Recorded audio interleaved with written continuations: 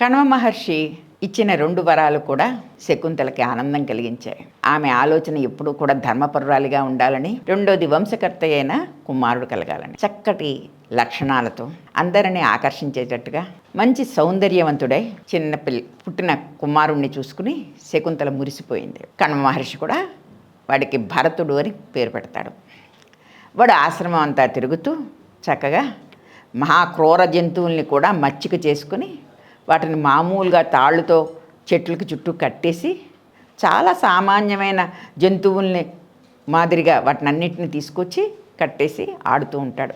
అతనికి మునులందరూ కలిసి సర్వధమనుడు అనే పేరు పెట్టారు. ఇలాగా చాలా కాలం గడుస్తూ ఉంటుంది.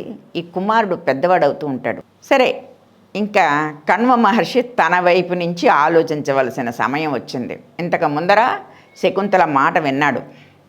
ఆవిడ అడిగినట్లుగా వరాలు ఇచ్చాడు.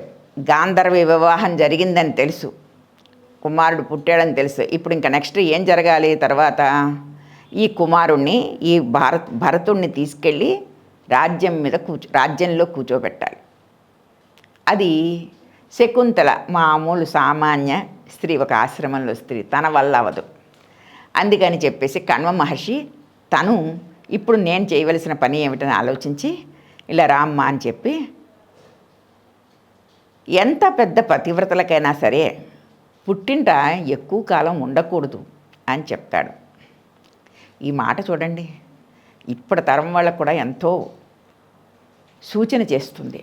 అంటే ఏమిటి అంటే, పుట్టింటి వాళ్ళు డబ్బున్న వాళ్ళు అవ్వచ్చు, అంగరంగ వైభోగాలు ఉన్నవాళ్ళు కావచ్చు, కానీ తన ఇల్లు మరిచిపోయి తన భర్తని, తన సంతానాన్ని మర్చిపోయి కేవలం పుట్టింటి వాళ్ళ దగ్గరే ఎక్కువ కాలం ఉండిపోకూడదని ఒక మహర్షి ఒక సూచన చేస్తాడు. అమ్మా, ఇక్కడ నువ్వు ఉండడం నాకేమీ నష్టమేమీ లేదు, చక్కగా భరతుడిని మేము కూడా చూసి ఆనందిస్తున్నాం, కానీ ఎంతకాలమైనా సరే ఇలాగా పుట్టింట్లో ఉండడం తగదు, కాబట్టి నువ్వు ఇంకా దుష్యంతుడి దగ్గరికి వెళ్ళే ప్రయత్నం చేసుకోవాలి అని చెప్తాడు. సరే, ఆవిడ ఎప్పుడు కూడా తనంతట తనగా అడగదు కణ్వ మహర్షిని, నేను నా భర్త అతని దగ్గరికి పెడతాను అని. ఎందుకంటే ధర్మపరురాలు కాబట్టి తన భర్తే వచ్చి తీసుకెళ్ళాలని ఆలోచిస్తుంది.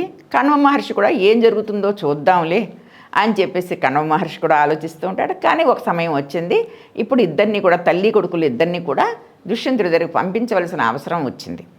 కణ్వ మహర్షి వచ్చి తన ఆశ్రమంలో ఉన్న మంచి 2-3 మంచి అంటే సౌమ్యంగా మాట్లాడగలిగిన వాళ్ళు, పెద్దరిగానే నెత్తిని వేసుకోగలిగిన వాళ్ళు, ఏదైనా సరే అక్కడ, ఎందుకంటే చాలా కాలమైంది కదా, కొన్ని భావాలు ఇతనికి కూడా తెలుస్తాయి కణ్వ మహర్షికి.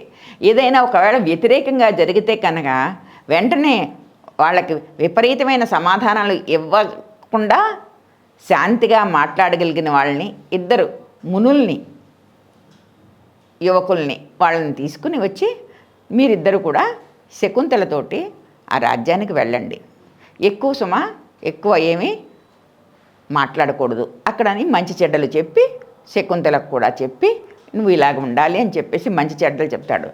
అదే సంస్కృత మహాభారతంలో అయితే అద్భుతమైన పద్యాలు, కాళిదాసు కూడా అభిజ్ఞాన శాకుంతలంలో అద్భుతమైన పద్యాలు రాస్తాడు. ఎలా ఉండాలి, ఎలా మసలాలని ఒక కణ్వ మహర్షి, ఒక సాధువు, ఒక మహర్షి తన కూతురికి ఎన్ని నీతులు చెప్తాడు, ఏ రకంగా బతకాలి, ఏ రకంగా మసలాలి అని చెప్పేసి అన్ని నీతులు ఈ సందర్భంలో కూతురికి అత్తగారింటికి వెళ్ళే టైంలో చెప్తాడు. పంపిస్తే సరే వెడుతుంది, కుమారుణ్ణి తీసుకుని వెడుతుంది. ఆ సభలో ప్రవేశిస్తుంది. సభలో ప్రవేశించినప్పుడు మామూలుగా చాలా కాలమైంది కాబట్టి గబుక్కుని చూడంగానే దుష్యంతుడికి జ్ఞాపకం రావాలి.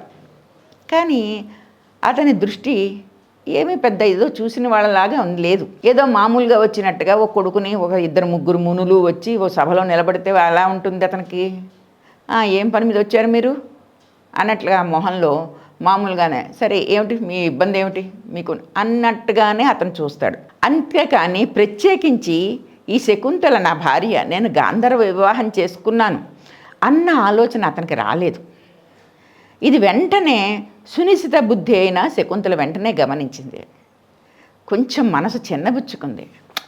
కానీ ఆవిడ మనసు చిన్నబుచ్చుకున్నా సరేలే, అతను మహారాజు కదా, అతను నన్ను గమనించి ఉండకపోవచ్చు, చిన్న మరుపు ఏదో జరిగి ఉండొచ్చు, అంత మాత్రానికే నేను నిరాశపడకూడదు అనుకుని తను సర్ది చెప్పుకుని అతని వైపు చూస్తూ గమనిస్తుంది. అతను మాట్లాడే మాటలు ఏమిటి, నేనేం మాట్లాడాలి. ఎందుకంటే విషయం ఇక్కడ ఇప్పుడు ఒక రకమైన ఒక పరిస్థితికి వచ్చేసింది. అతను ఆవిడని గుర్తుపట్టి వెంటనే సంబోధించి ఉంటే కథ మామూలుగా ఉండేది. కానీ ఇక్కడ అలా జరగలేదు. గుర్తుపట్టనట్టుగా అతను ప్రవర్తిస్తున్నాడు. ఈవిడ ఒక ఆశ్రమం నుంచి వచ్చిన ధర్మబద్ధురాలైన స్త్రీ. ఎంత సున్నితమైన విషయాన్ని ఎంత సున్నితంగా చెప్పాలో, ఎంత ఎదరవాళ్ళ మనసుని ఆకట్టుకునేటట్టు చెప్పాలో, ఎంత సూటిగా చెప్పాలో ఈవిడ మనసులో అంచనా వేసుకుంటోంది.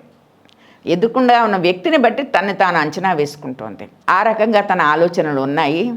తను రాజుగారి సభలో నిస్సహాయురాలై ఒక చిన్న పిల్లాన్ని పెట్టుకుని నిలబడింది. చూద్దాం తర్వాత ఏమైందో. Please subscribe to the channel and download the Politicos app from the links in the description.